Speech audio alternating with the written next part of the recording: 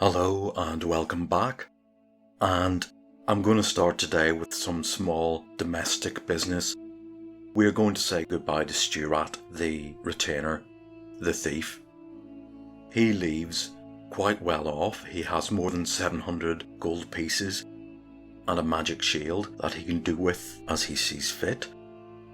He also has roughly over 1400 XP, even on a retainer's cut, which means he has effectively leveled up from level 2 to level 3, so he can continue his adventures with a bit of a swagger and some money in the bank. We're also going to mix up our spells a bit. Charm, person, well, we tried that once, didn't work. Sylvia is going to take 2 magic missiles. Malin is still happy with 2 sleep spells for level 1, and he's going to swap invisibility for web. I'm going to try that. Now, the description for web this edition is very different from, well, what I'm used to when playing games, computer games. Let's just read it quickly. Range 10 feet, that's just almost touch. Duration 48 turns, that's very good. Effect, a volume 10 by 10 by 10 feet. That is in effect a small room. This is not a spell with a 30-foot radius at all. This spell creates a mass of sticky strands which are difficult to destroy except with flame. It usually blocks the affected area. Giants and other creatures with great strength can break through a web in 2 rounds. A human of average strength 9 to 12 take 2d4 turns. Anyone wearing gauntlets of ogre power can break through the web in 4 rounds. I'm going to assume that if you're slightly stronger than an ogre, then you could break through it in 3 rounds because you're not quite as strong as a giant. You can set fire to the web, it will be destroyed in 2 rounds, but all creatures within will be burned for 1d6 points of damage. Okay, so that is 2d6 burn damage, which could vary from 2 to 12. Now, it's this small area of effect that's almost as though the mage casting it has to be on top of that area. It's not even a ranged spell. Right, I'm finding this interesting, and it almost seems that the way you would use this is if you were running away or something were charging towards you in a narrow corridor. You would throw up a web to, well, stall them. Is it really a combat spell? We'll see. So that's that. And then we'll discuss where we're going to go next. I've decided that we're going to do this last cave here, and this will be our last hurrah. We're going to approach it from the secret cavern here, largely because we're curious as to where that secret door went to. We haven't associated it with this cave entrance here. So, our party is in good shape, apart from the lack of healing potions. We're going to do the usual, set off in the morning, get to about here. Are there wandering monsters? No. Get to the evening campsite. Any more? No. And then we have to bed down for the night and wake up the next morning and get to the cave. And unsurprisingly, the weather is, as always, raining, right? Okay, this is why these hills are so lush with forests. So we go back to the Bugbear Cave, and let me read. Bugbears will stay in place until all are dead. Okay, well, they all are dead, apart from the children. They haven't replenished their numbers, so we make it through this cave quite easily. And we make it into the secret door, and we enter into this room here.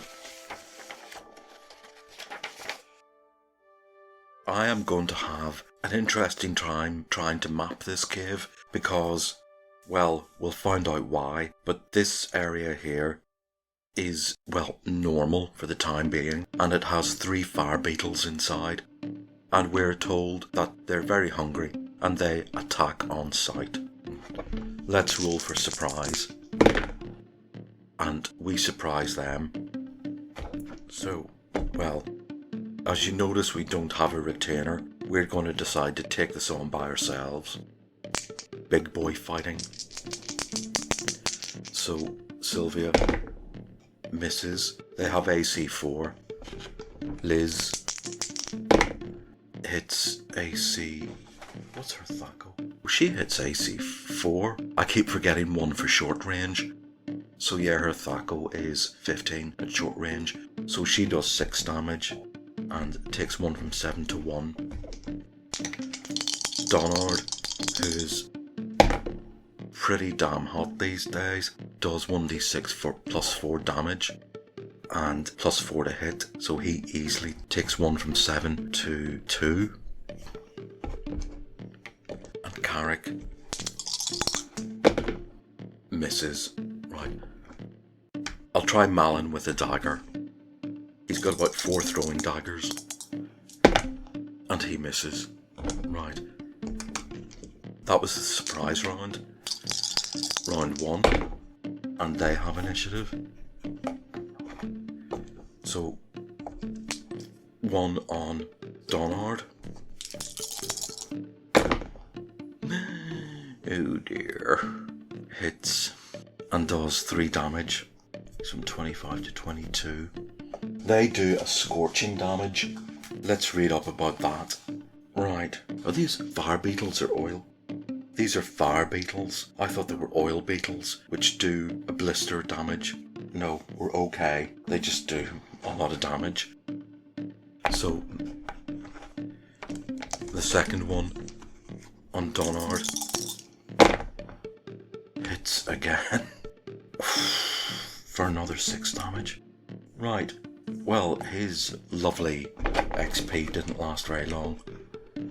And then 1 on Carrick, which misses. Now it's our turn. Sylvia misses. Liz hits. Well, it doesn't really matter if that's a 5 or a 1. The one she was attacking is dead. Donard hits, cleans out another one. There's 1 left with 1 HP. And look at that. Excellent hit. He does plus 4 to hit and damage. So yep, 3 dead fire beetles.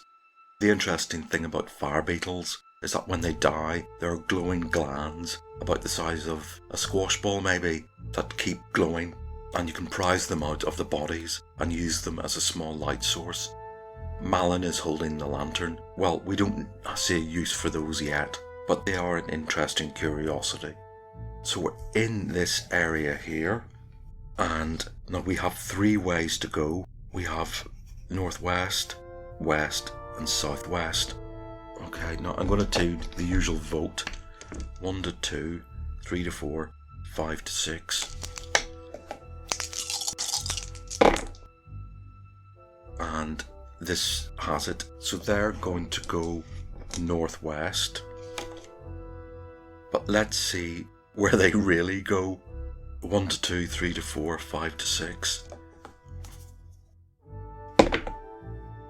Right, so they walk down this area here. They think they're going up here. So I have to map where they think they are. They think they're here. And why is this? This cave is cursed with a special disorientation spell.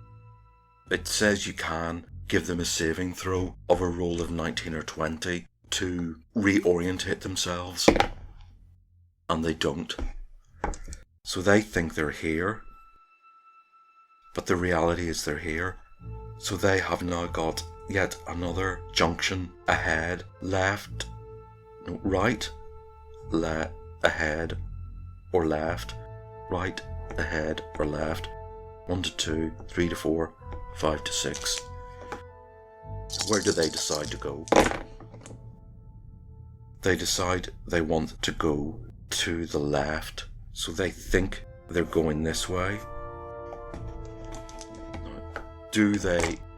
Are they disorientated?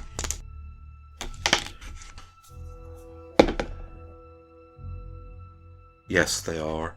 Now, where do they really go? 1 to 2. Same numbers. Well, actually, they do go this way. So they are here. Though they think they're here. I'm going to have to use this. Yes, because they would have come here and they would have chosen left. So they think they're here. Right. Okay, there's another fork in the road which is left and right. Okay.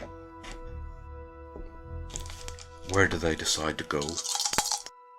Left or right? 1 to 3 left.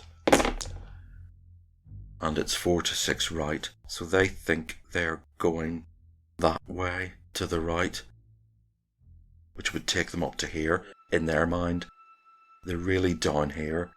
And there's a cave to their left, which is here.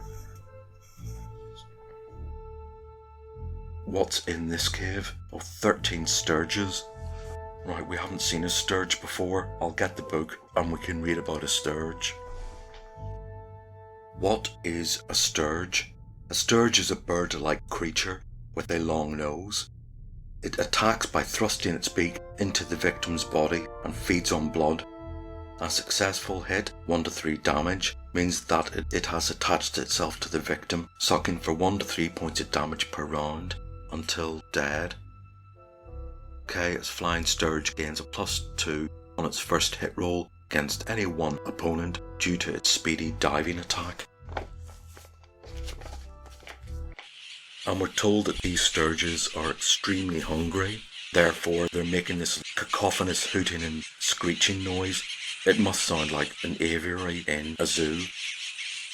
So we're not at all surprised. Well, it's not we're not at all surprised. There's a 90% chance we are not surprised, so we're not. Okay. These sturges, when they see us, they stop hooting and squalling and fall silent, and all 13 pairs of eyes turn towards us. Who has initiative? We get initiative. Right.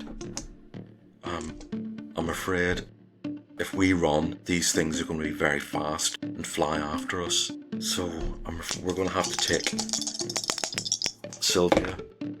Hits easily. They have a low AC of 7, especially when they're perched. And just 3 HP.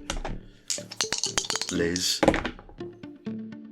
takes 2 out. It's nice to see some 6s from the archery there. Right. Malin is going to cast Sleep. I assume you can cast Sleep into the air. It doesn't have to be in the ground. Oh, and he puts 10 of them to sleep. So that's 1, 2, 3, 4, 5, 6, 7, 8, 9, 10. Oh, there's one left. Right. We can't melee it because it's too high. So its turn. They do have a morale of 9.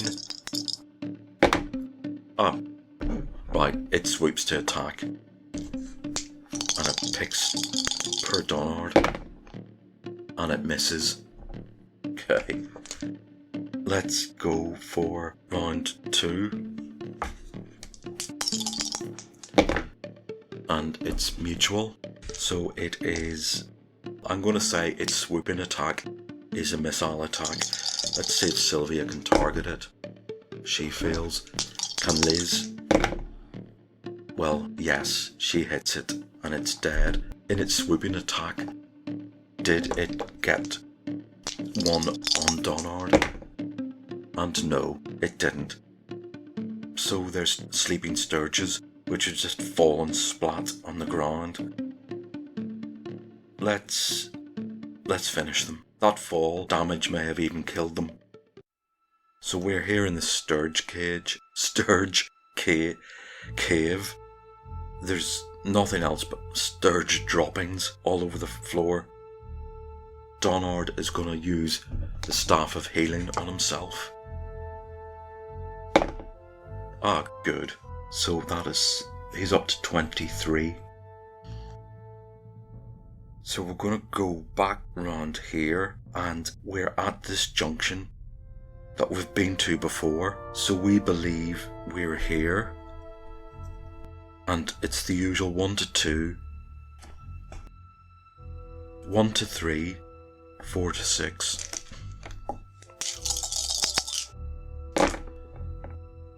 And we go this way again. And we can see the cave entrance from there. But is that the direction we really go in? We think we're going right. No, we think we're going left. Right. Are we disorientated? Do we get this chance of success? Oh, 88. Not quite. Now what direction do we really go in? Do we go... we go right. So we accidentally do find ourselves at the cave entrance. This is a safe zone where the disorientating spell doesn't take effect.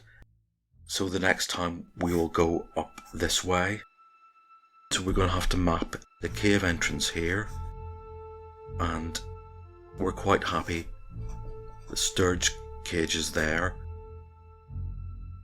And we go up this way and we come to another junction of left or right. Now we want to go left. Do we succeed in going left? Well, we're disorientated. Okay, 1 to 3 is left, 4 to 6 is right. Okay, and we do end up in this spot here. Where will we go from here?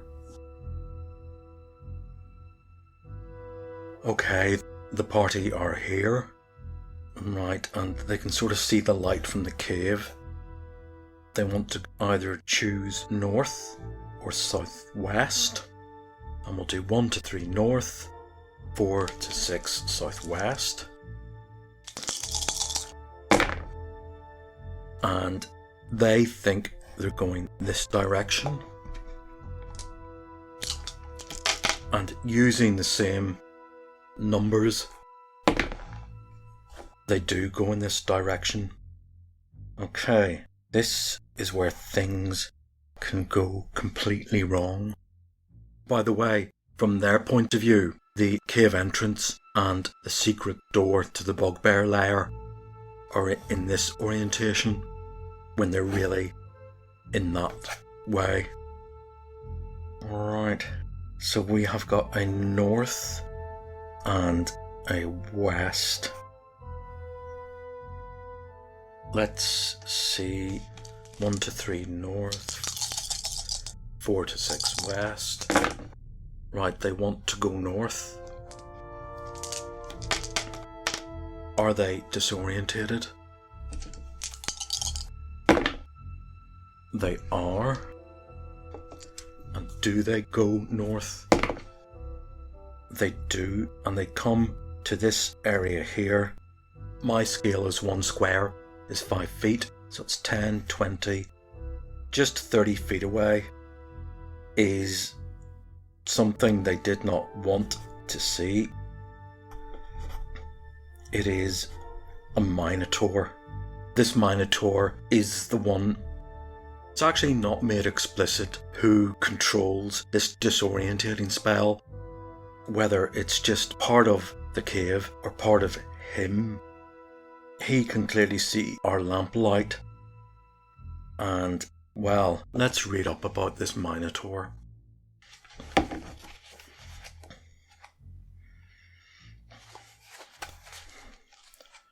Look at this beast. Right, he's got AC 4, carries a spear +1. He can do one of 2 attacks. He can either fight with his spear for 4 to 9 damage, d6 +3. Or else he can do 2 attacks with his horns and his bite, 1d6 each.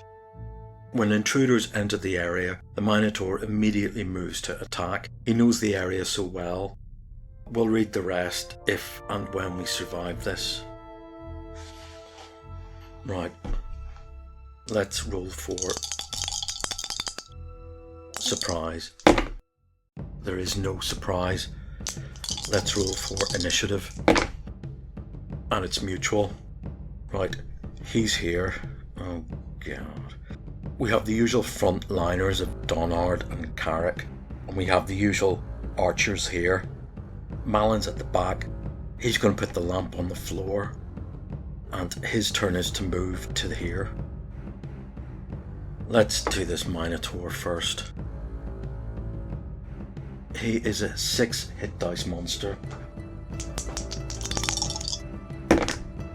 And well, that's a really bad spear attack.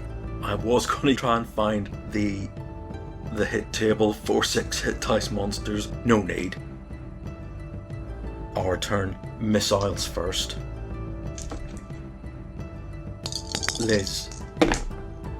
Right, short range, her Thaco is 15. She hits AC 4. He has AC 4. And his hit points are from 35 down to 30. Spells next. Sylvia with one of her magic missiles. And the number of times she throws one. Well, it's a 2. So he's down to 27. Melee. Donard. Excellent hit, 17. Plus 5 plus 4 is 9. It's down to 18. And then Carrick. His Thaco is 15. Now that's a miss. Right. Okay, round 2. His morale, by the way, is 12. It won't break. And we get initiative. Right, missiles again. Liz, excellent hit. 5 damage from 18 to 13. Spells, Sylvia with another magic missile. Does another 2. He's down to 10. And then we have Malin coming in from behind. This Minotaur is here. And he is going to do that thing where he stands here and he's going to cast Web. And there is no saving throw. And this Minotaur is stronger than an ogre, not as strong as a giant. So he has between 4 and 2 rounds to break free. Well, that's 3, isn't it? He is held for 3 rounds in this web. I don't think we can melee him. It means entering the web yourself. And if we burn the web, well, we might do just 2 damage to him. I'm going to put 3 rounds for the web. So he can't go this round. Donard and Carrick can't go this round because they're switching into their ranged. Carrick is going to switch to ranged. Donard is going to hold the front line with his shield up. So that's their goes. Round 3 is, well, he's stuck in the web still, struggling to get out. Malin is going to back off. We have missiles again, and we've got Liz, who misses. Okay, I'm going to assume the attacker doesn't get a bonus because you're immobilized in this web. Maybe your arrow hit the web. Sylvia is going to switch to bows. Carrick is on his crossbow. And he misses. Right, and Donard is holding the line. Malin's back here. Round 4, he's in the web for his 3rd round. We get another series of attacks. We have Sylvia,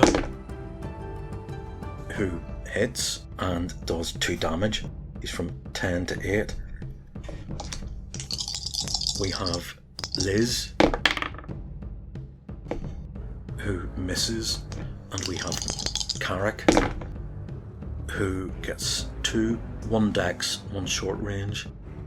Right, he hits AC 1 and does 2 damage. He's from 8 to 6.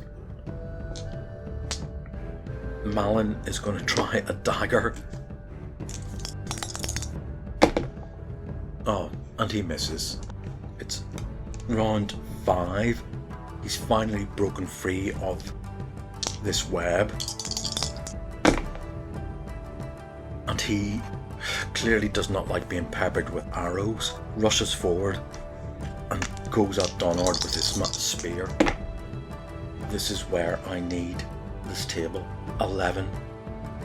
He is a 6 hit dice monster. He hits armor class 3.